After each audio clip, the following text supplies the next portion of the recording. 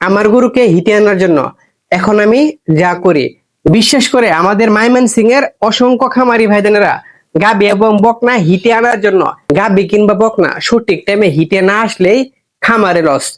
অন্য কোনো কিছুই হইতে হবে না, শুধুমাত্র গাবি এবং বকনা সঠিক টাইমে যদি হিটে না আসে তাহলেই খামারে লস। আমার ঘরে একটি বকনা এবং দুইটি গাবি আছে, যার মধ্যে এই গাবিটি কয়েকদিন আগে বাচ্চা দিছে।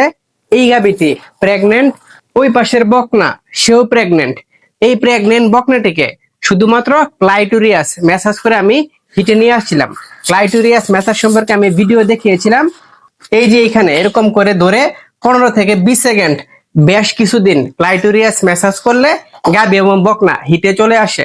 এই পদ্ধতি ব্যবহার করে আমার এই বকনাটি হিটে নিয়ে আসছিলাম। এই গাবি থেকে যখন আমাদের এই দয়া জন্ম নিয়েছিল তখনও তাকে ক্লাইটোরিয়াস মেসাজ করে এবং পাশাপাশি ইন্ডিয়ান একটি ট্যাবলেট খেতে দিয়ে এই গাবিটাকে হিটে নিয়ে আসছিলাম। ওই সময় যে ইন্ডিয়ান ট্যাবলেটটা গরুকে দিয়েছিলাম সেই ট্যাবলেটটা বন্ধ আছে। এই মুহূর্তে ক্লাইটোরিয়াস মেসাজ তাকে করতেছি, অলরেডি 2 মাস হয়েছে। এই বাচ্চাটি দিয়ে দিছে, এখনো হিটে আসতেছে না।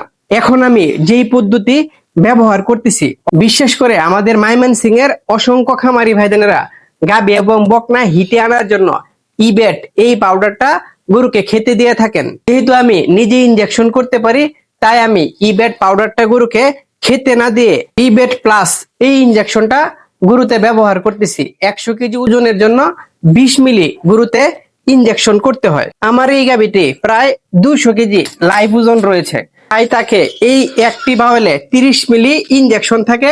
30 মিলি ইনজেকশনে আমার এই গাবিটিকে করে দিচ্ছি। ইবেট প্লাস ইনজেকশন পুশ করার নিয়ম, মাংসে পুশ করতে হবে। একবার ইনজেকশন করলে যদি গাবি হিটে না আসে তাহলে 2 থেকে 3 সপ্তাহ পরে আবার ইনজেকশন করতে হবে। আজকে ইনজেকশন করে দিচ্ছি, যদি 2 থেকে 3 সপ্তাহের মধ্যে হিটে না আসে তাহলে আবার সেম ডোজটা করতে হবে। এই ইবেট প্লাস এর সাথে AD3E ইনজেকশন পুশ করলে আরো ভালো কাজ করে, তাই ইবেট প্লাস এর পাশাপাশি AD3E এই ইনজেকশনটি আমার এই গাবিটিকে পুশ করে দিচ্ছি। যে কোনো কোম্পানির AD3E ইনজেকশন খুবই ঘন প্রকৃতির হয়ে থাকে, তাই আস্তে আস্তে ইনজেকশন পুশ করতে হবে, তা না হয় অনেক সময় মাংস ফুলে যেতে পারে। প্রিয় ভাইদেনেরা, আমি আশা করি এই ইনজেকশন পদ্ধতি এবং ক্লাইটোরিয়াস মেসাজ দুইটা একসাথে ব্যবহার করলে কিছুদিনের মধ্যেই আল্লাহ চাইতো আমার এই গাবিটি খুব দ্রুতই হিটে চলে আসবে। যদি গাবিটি হিটে আসে নিশ্চয়ই এই বিষয়ে ভিডিও দিব। সেই পর্যন্ত ভালো থাকবেন, সুস্থ থাকবেন, কাউকে আর গুরুর যত্নের সাথে থাকবেন।